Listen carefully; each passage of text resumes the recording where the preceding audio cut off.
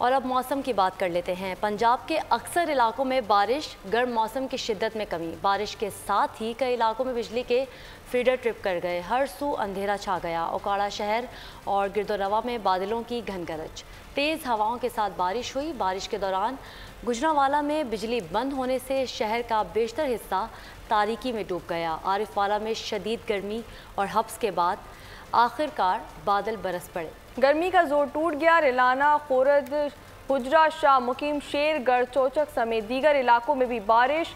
पीर महल शहर और गिरदोनवा में भी बादलों ने मेहरबानी दिखाई। साहिवाल में बारिश, कई जगहों पर बिजली की बंदिश से लोग परेशान।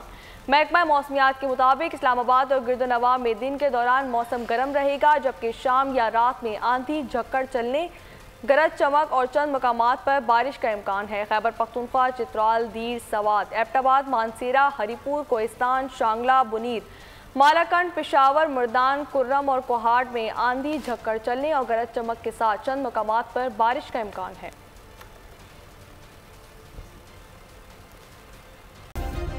सब्सक्राइब करें और बेल दबाएं ताकि कोई खबर रह न जाए।